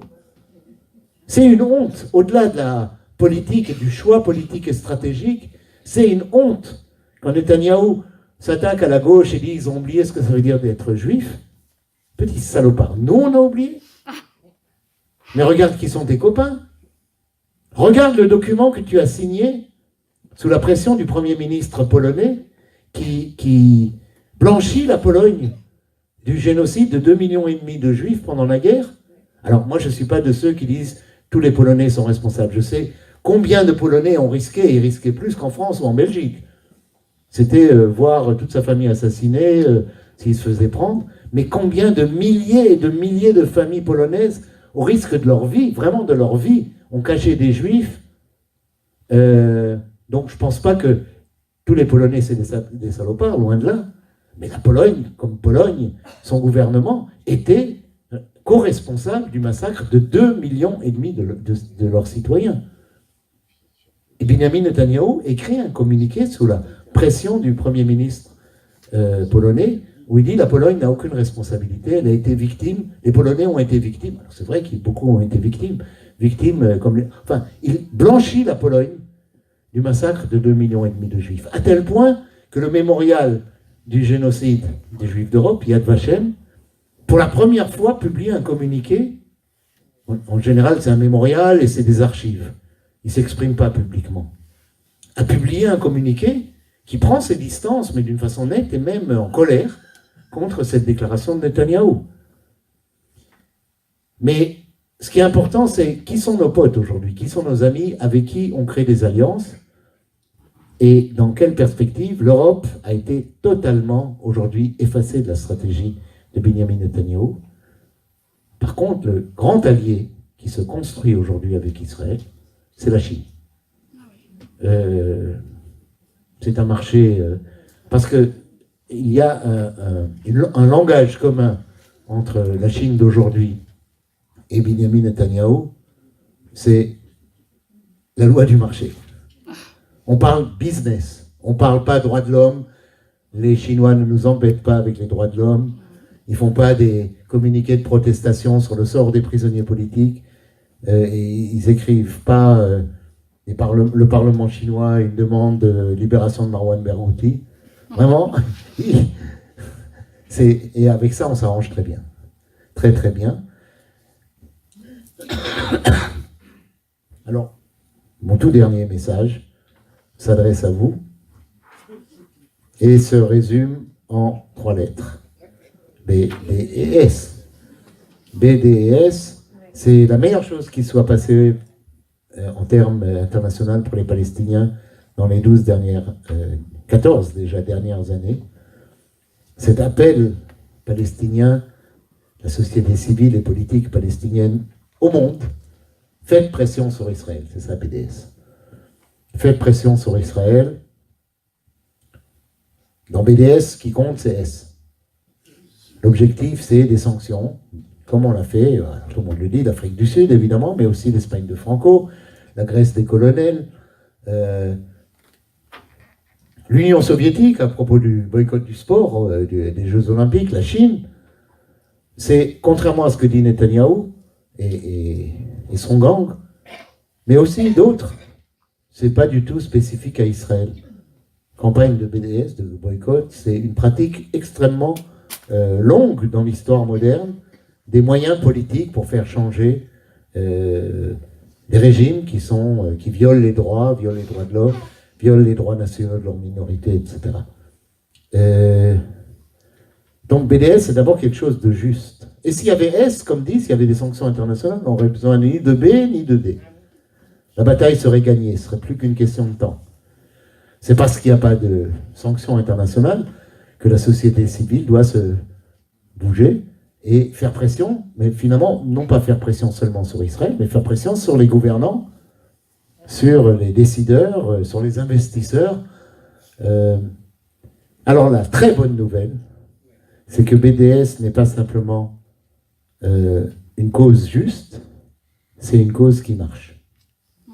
Et si on m'avait dit il y a 12 ans, lorsque l'appel BDS a été lancé, qu'en 2019, on en serait là où on en est, j'aurais dit, et je l'avais dit d'ailleurs, regardez mes cheveux blancs, j'ai suffisamment d'expérience pour savoir que ce sera un très long combat et qu'on en aura des résultats peut-être après longtemps, et que c'est un marathon, j'ai toujours dit, c'est un marathon, c'est pas un 100 mètres ou un 200 mètres, et qu'il faut ménager ses forces pour créer une vraie dynamique qui avance. Et jamais j'aurais cru qu'aussi vite on en serait là où on en est.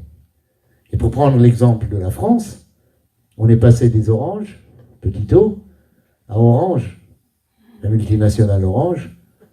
Alors, c'est vrai qu'elle a fait marche arrière, sous la pression de Valls, lorsqu'il était Premier ministre, mais c'est pas grave. Il faudra continuer à la pression, et Orange le fera tôt ou tard, pour rompre son contrat avec Partner, qui est l'Orange israélien. Comme dit, ils ont fait marche arrière, mais à Partner, on sait déjà que le partenariat avec Orange, il ne va pas durer longtemps. Et donc, passer d'actions militantes, qu'est-ce que c'est les Oranges? C'est des actions devant les supermarchés par des groupes militants, à des multinationales, à des grandes entreprises, des banques, entre autres les banques, certaines des banques importantes scandinaves qui sont liées au mouvement syndical, qui les investissent. Entre autres, les fonds de pension d'églises protestantes nord-américaines, alors je ne parle pas des évangélistes évidemment, qui désinvestissent. Et entre autres, et c'est peut-être la meilleure nouvelle de ces dernières années, en termes de réussite concrète, de succès réel de la campagne immédiat, c'est la Compagnie des eaux hollandaise qui a rompu son contrat, aujourd'hui compagnie privée, privatisée, qui a rompu son contrat avec Mekorot, la Compagnie des eaux israélienne, en argumentant politique, en disant notre charte éthique ne nous permet pas d'avoir un partenariat avec une compagnie qui vole l'eau des Palestiniens, tout simple. Alors là, on n'est plus dans des actions militantes qui ont été essentielles, qui ont été extrêmement importantes pour lancer cette dynamique. Petit à petit, elle est reprise par des forces plus importantes, je dirais plus avec des possibilités d'impact immédiat. Contrairement à ce qu'a dit Netanyahou, le jour où il parlait devant les Nations Unies, interviewé par une télé américaine, il a dit BDS, je ne sais même pas de quoi il s'agit, je n'ai jamais entendu parler, avec beaucoup de mépris. Mais ensuite, pendant son discours, il a consacré 5 minutes entières à dénoncer la campagne. Il n'a pas appelé BDS, il a dit les campagnes de boycott et de délégitimation d'Israël, ça me va. Et 5 minutes entières dans son discours à l'ONU, c'est beaucoup pour dénoncer cette campagne et ce qu'elle suppose. Alors, c'est tout simple, hein, pour vous, il n'y a qu'une chose à faire, BDS. Merci beaucoup. Non. J'oublie toujours le dernier mot. Hein, il n'est pas là, c'était dans le meeting de hier. Dans le cadre très concret de BDS, nous avons l'Eurovision chez nous. Et ça doit être l'objet d'une grande campagne sur les acteurs, sur ceux qui les chanteurs. Mais j'ai une bonne nouvelle que j'ai évoquée au cours de mon intervention. Vous avez un allié extraordinaire en Israël. En plus du Centre d'information alternative, c'est la ministre de la Culture. Elle est tellement conne, tellement provocatrice, qu'elle va vous donner des arguments, des moments en permanence. Par exemple, elle continue à se battre pour que elle, vraiment, elle ne tient pas compte ni de l'opinion, ni de l'efficacité. Elle dit ce qu'elle a à dire, et c'est des horreurs. Entre autres, elle exige, elle veut, elle se bat pour que l'Eurovision soit à Jérusalem. À Jérusalem. Ça n'aura pas lieu. Les organisateurs d'Eurovision ont dit très clairement, Israël, ok, mais pas Jérusalem, c'est évident, ce sera à Haïfa, sans doute. Et elle continue à se battre avec obstination, elle a même menacé, si c'est pas à Jérusalem, alors qu'ils viennent pas. Et voilà, elle a fait votre boulot. Qui démonte, au contraire, la crédibilité de la Cour suprême pour les Palestiniens, où il est prouvé que la Cour suprême n'a jamais n'a jamais favorisé les Palestiniens dans les procès. Je ne sais pas si vous avez lu les uns et les autres. Et c'est vrai que la Cour suprême, par exemple, a toujours refusé, s'est trouvée incompétente depuis toujours, jusqu'à aujourd'hui évidemment, incompétente pour juger les considérations sécuritaires. Elle dit on n'est pas des militaires. Si l'armée nous dit que c'est pour des raisons de sécurité, on ne peut pas intervenir. Et ce qui limite énormément les capacités d'obstruction de la Cour suprême dès lors.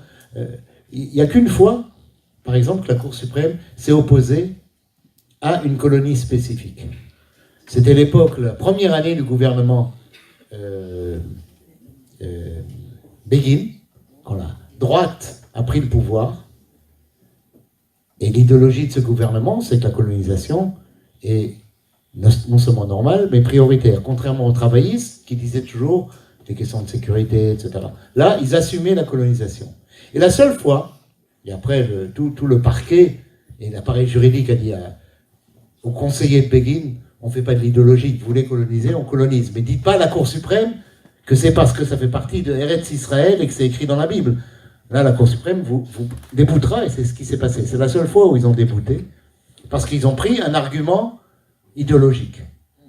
Et les colons sont plus malins que ça, ils se cachent derrière des arguments sécuritaires et autres.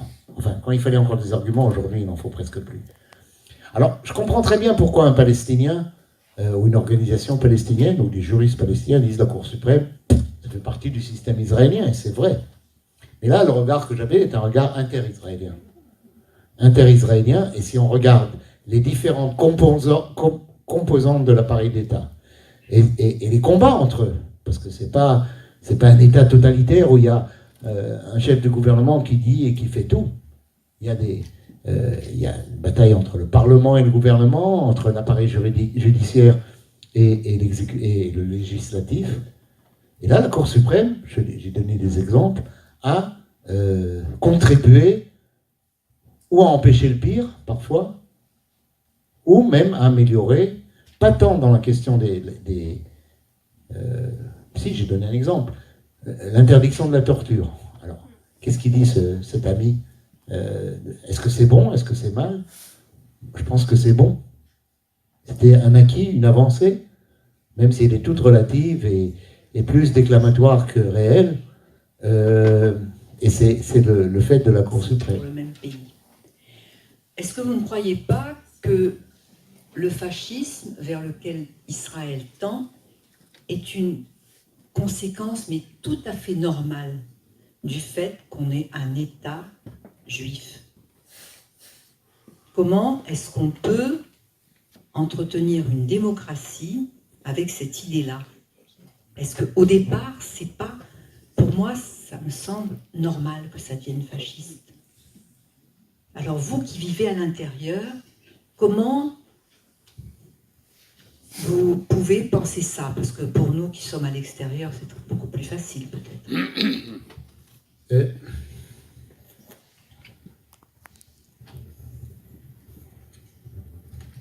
Non, on ne peut pas dire que tous les chats sont gris, tout le temps. Il y a des nuances. Si on prend par exemple les années 80 et 90, il y a une ouverture dans la société. Elle est plus démocratique, elle est davantage démocratique, elle est davantage ouverte. Même si les structures coloniales d'Israël perduraient, mais on avançait. La vérité, par exemple, c'est une période d'ouverture des archives, c'est une période où Israël revisite son histoire et assume en partie, une partie de la société, et en particulier dans les cercles intellectuels et culturels, la responsabilité sur la question des réfugiés. Alors, c'est pas la même chose pour moi lorsqu'on l'assume ou lorsqu'on l'assume pas. Il y a un changement. C'est pas la même chose petit, et qui ne remet pas en question les structures et la politique coloniale d'Israël, mais ouvre les opportunités, affaiblit l'agressivité coloniale du pays. Lorsque la Cour suprême prend des décisions qui mettent des limites à l'arbitraire militaire dans les territoires occupés, il y a des changements. Et donc, On peut, c'est facile,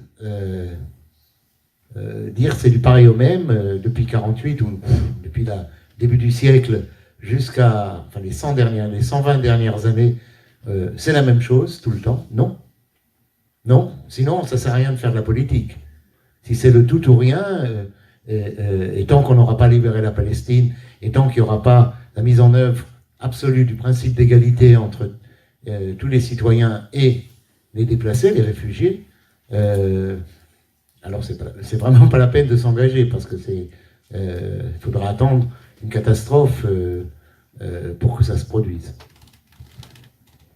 Il semblerait qu'il est confié à des études génétiques pour trouver un gène qui serait commun à l'ensemble des juifs de la planète, ce qui, entre parenthèses, serait un bonheur suprême pour les antisémites.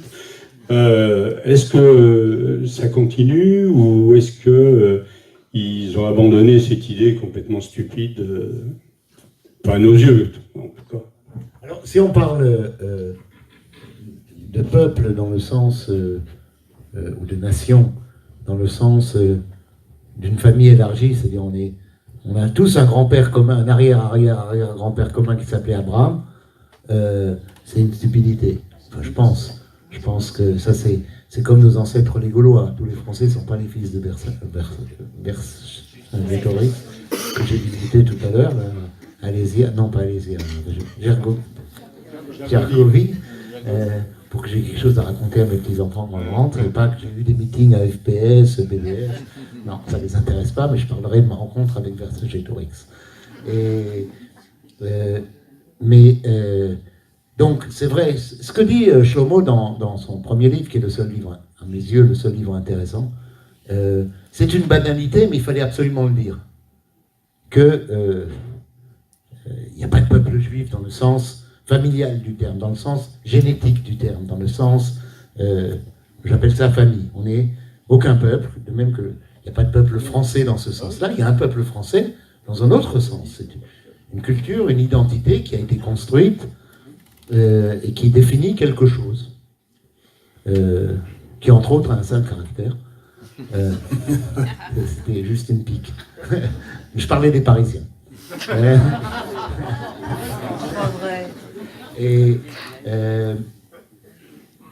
Donc, il n'y a pas de peuple juif dans ce sens-là. Par contre, bon, c'était pas l'objet de son livre, il y a certainement une identité juive, un sentiment d'appartenance, qui n'a rien de biologique, et qui est le fruit d'un choix. J'ai parlé de mon sentiment, je suis juif, grandi, parce que c'est mon identité, celle que j'ai choisie, ou c'est un élément d'un héritage que j'ai reçu, que je pouvais mettre à la poubelle, comme beaucoup de mes copains, et que je pouvais assumer, et que je pouvais même, si je le voulais, renforcer. Et que je pouvais séculariser, venant du monde religieux, ou au contraire, religiosiser, pour certains qui venaient d'un monde laïque et anti-religieux même. Mais personne ne peut nier qu'il y a, à travers le monde, des millions de personnes, dont une majorité aux États-Unis et en Israël, une grande majorité aux États-Unis et en Israël, qui appartiennent alors à cette identité juive, par choix. Il y a 70 ans, il y a eu plus de 6 millions de juifs d'Europe qui appartenaient à cette identité, pas par choix.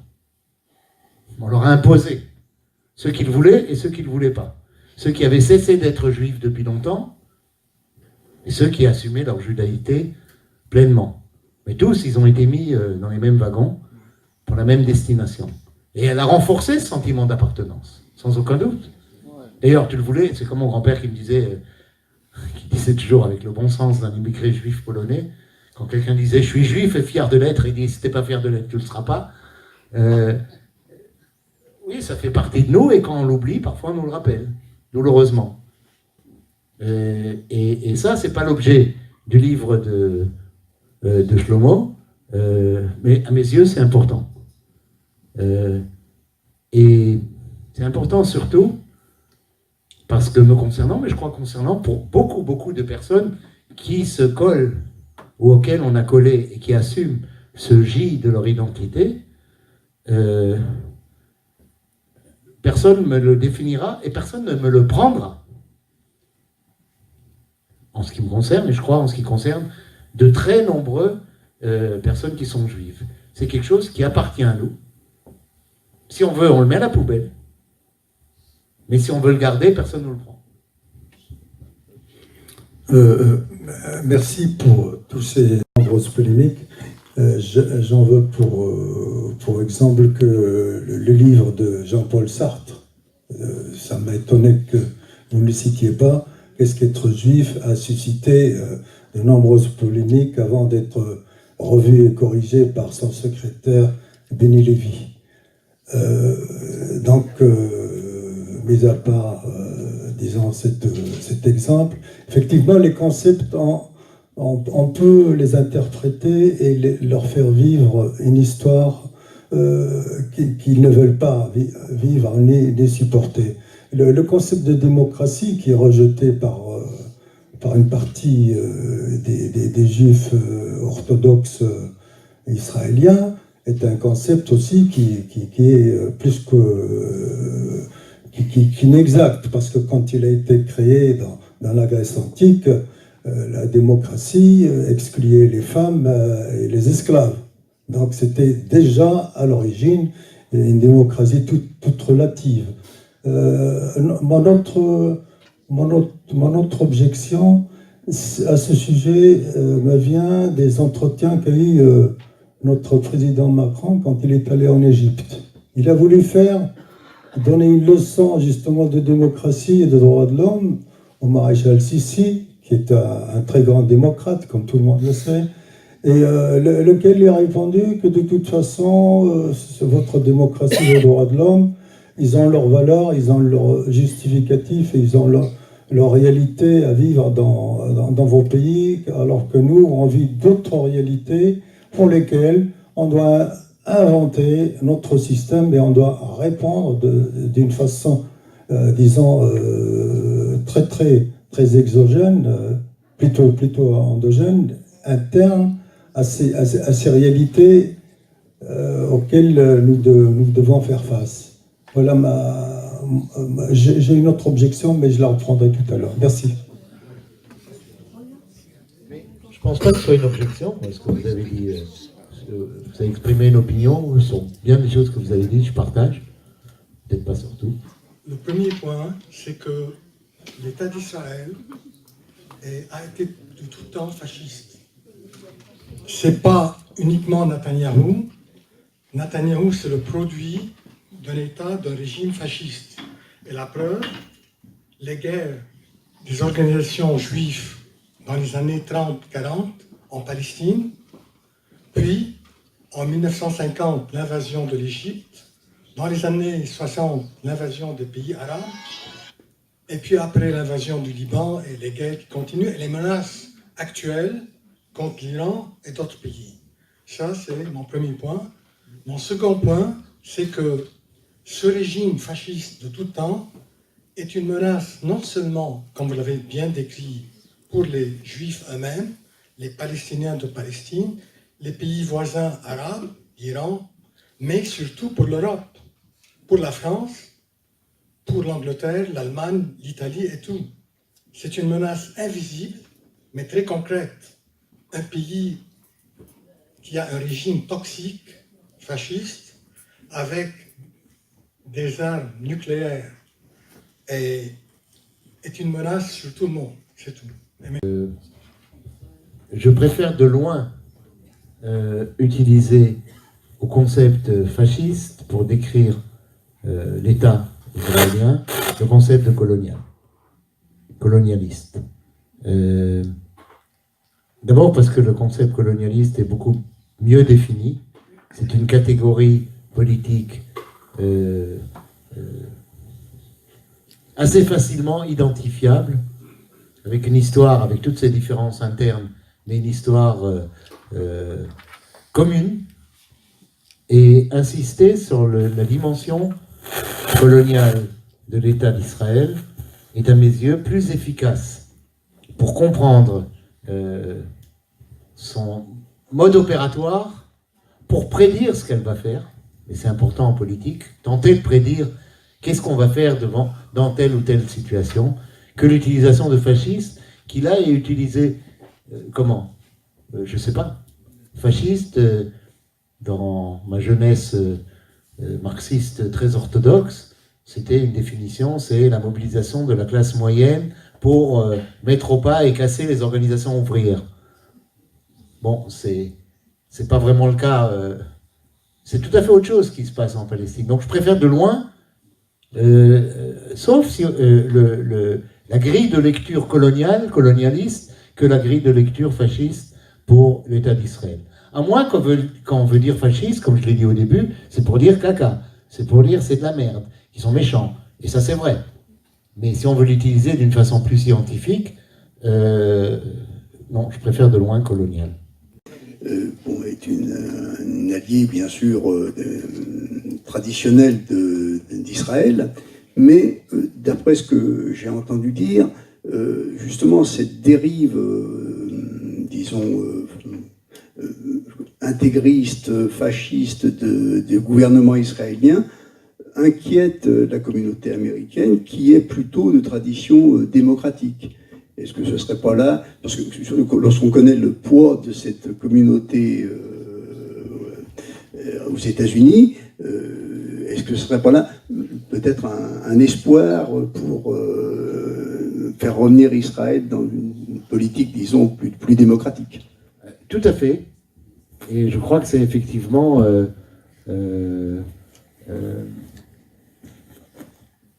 l'inconditionnalité du soutien des communautés juives organisées aux États-Unis par rapport à Israël, c'est brèche.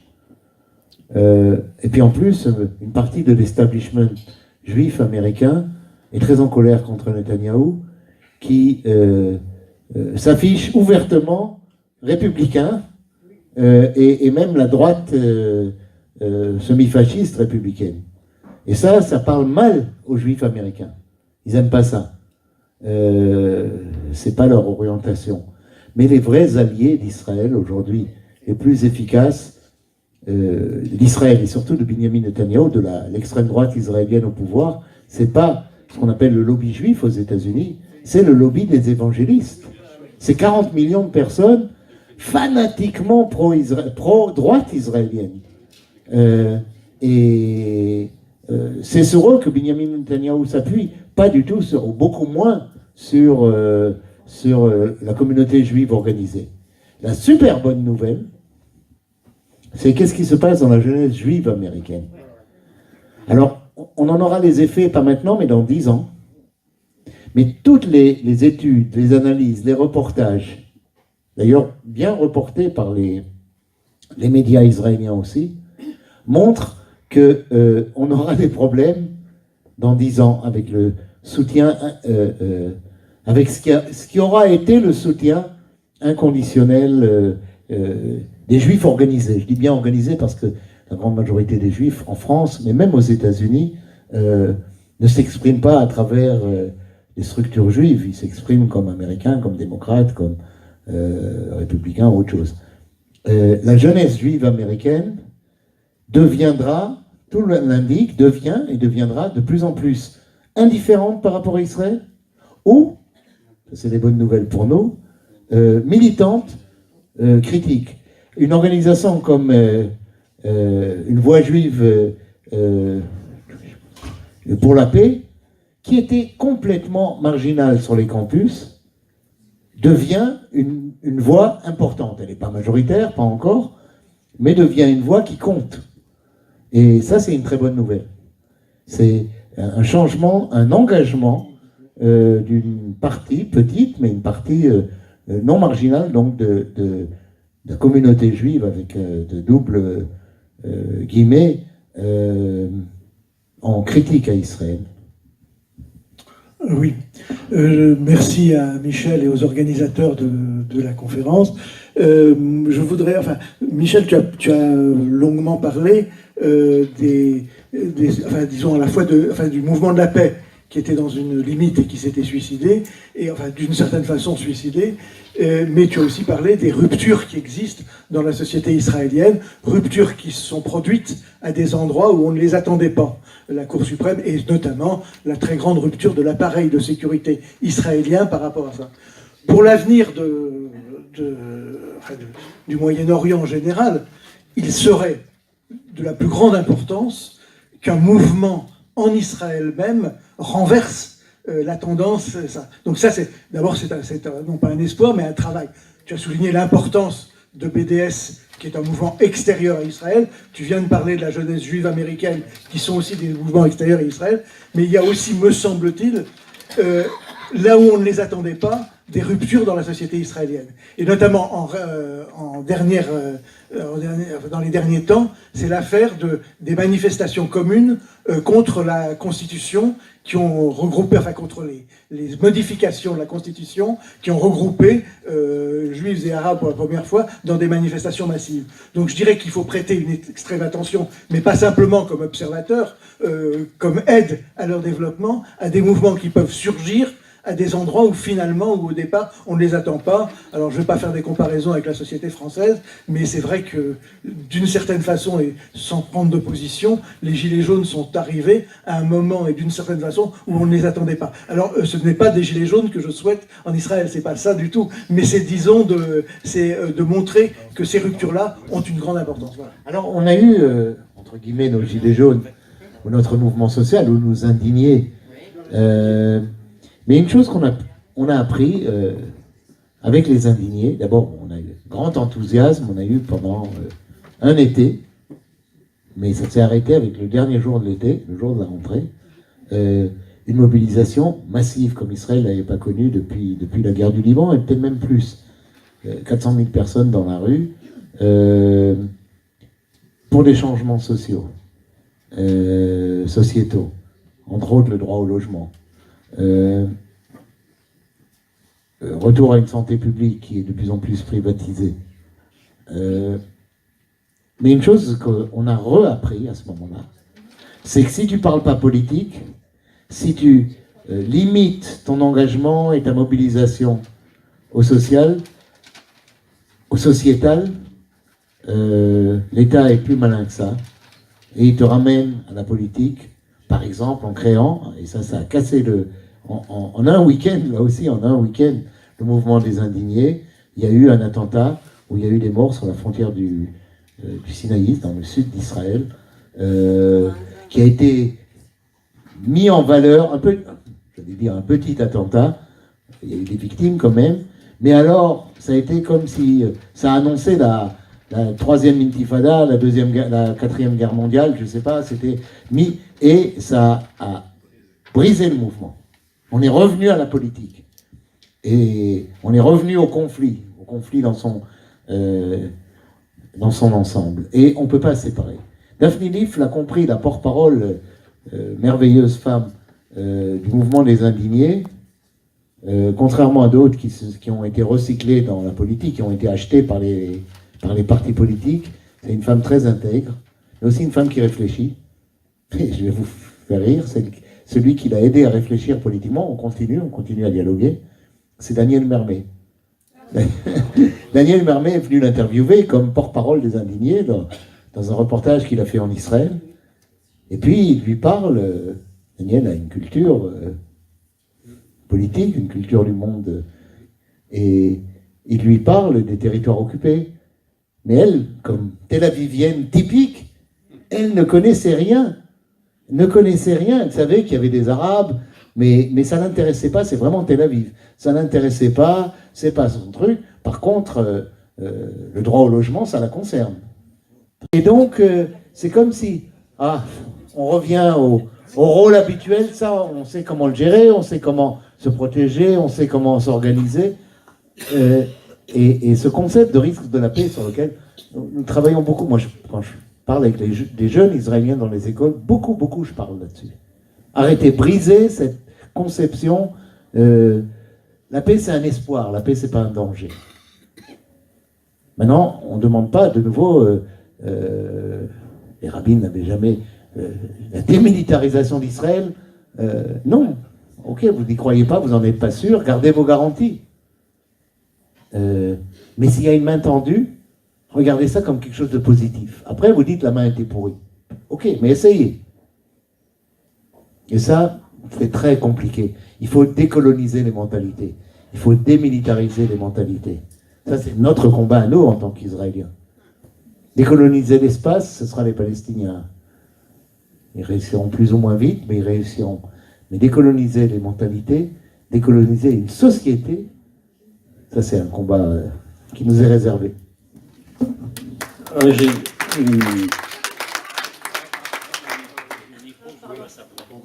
J'ai une remarque, enfin une question. On prend peut-être 2 dernières questions. Comment est vécu dans la société israélienne l'acharnement de Tsahal sur Gaza? Parce que pour nous occidentaux, c'est un scandale. Comment c'est vraiment vécu? Pas les propos d'Haaretz, parce qu'on les a régulièrement, et j'imagine que Haaretz c'est lu en Israël comme Politis c'est lu en France, donc une très très petite minorité. Mais comment, à ton avis, dans la société israélienne, c'est vécu cet acharnement enfin, je sais pas si je peux employer le mot génocide, c'est pas le mot, mais en tout cas l'acharnement sur Gaza, c'est des centaines et centaines de gamins qu'on tue, comme ça. Je veux dire, il y a toujours le soutien de la population israélienne ou il y a un semblant de critique qui monte, quoi. Enfin, nous, ça nous perturbe beaucoup ici, quoi. C'est vrai, en partie. Je ne sais pas si tu sais, en 2002, 2003, 2004, avec Laïla Chaïd et Dominique Vidal, on a parcouru la France, des villes et des banlieues, c'est le nom d'un livre qui a été écrit là-dessus. Et on a été, il y a eu un problème, il y a eu une intervention sous la pression du CRIF, du ministère de l'Éducation nationale, pour nous fermer les portes dans les écoles. Et pendant un certain temps, on a pu, et récemment, il y a 2 ans, à nouveau, j'ai été invité par 2 fois, par des principales d'école, par des lycées, pour parler. Donc, c'est pas hermétique, ici en France. C'est pas hermétique, mais ça, c'est typiquement français. Dès que le CRIF ouvre sa bouche, tout le monde se met au garde à vous, on a peur. Il y a une terrorisation des institutions juives ou des soi-disant représentatives sur les institutions. Et ce que fera un recteur ou ce que fera un ministre ou parfois même un directeur d'école, c'est on ne veut pas de problème, tant pis, on ne fait pas. C'est dommage, mais on ne fait pas. Ça, souvent, on nous a dit, c'est dommage, on aurait voulu, mais on ne veut pas se faire emmerder, quoi. Ah, oui, l'opinion par rapport à Gaza. Alors, d'une façon générale, je l'ai dit et je le répète, l'opinion publique israélienne n'est pas très mobilisée ces dernières années sur la question des droits des Palestiniens. C'est une réalité. Puisqu'elle ne gêne pas le quotidien de la grande majorité, pourquoi s'embêter avec ça? Et mieux vaut planifier des bonnes vacances en Europe, à Istanbul, etc. Ceci dit, ça c'est en général. Mais Gaza, c'est particulier. Et ça depuis très très longtemps. Gaza, c'est pas 2 millions d'hommes, de femmes, d'enfants qui vivent, et parfois qui souffrent, qui sont enfermés dans cette prison qu'est Gaza. Aux yeux de la majorité des Israéliens, Gaza, c'est une chose. C'est une chose. C'est une espèce de bombe humaine, à tel point que dans le langage israélien, lorsqu'on veut dire « va au diable », on dit « va à Gaza ». Mais on n'en est même pas conscient, c'est dans le langage. Ça a toujours été un problème, Gaza. Si même de nombreux Israéliens qui sont sensibilisés par le sort et le quotidien des Palestiniens de Cisjordanie, ils n'ont pas, quelque part, le cœur ne réagit pas, le cœur et la tête ne réagissent pas par rapport à Gaza de la même chose. Gaza a toujours été identifié au terrorisme. Gaza, c'est aussi un immense camp de réfugiés, même s'il y a une population autochtone, un immense camp de réfugiés. Les réfugiés, par définition, c'est une menace. C'est quelque chose dont on a peur.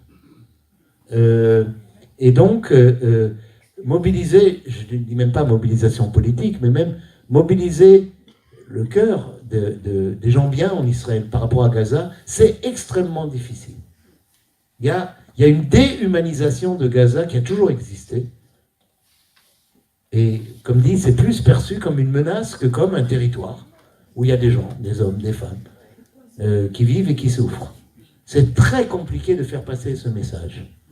Et c'est la raison pour laquelle, avec le véritable massacre qu'il y a eu sur la clôture de Gaza, il y a eu très peu de mobilisation. On était quelques centaines.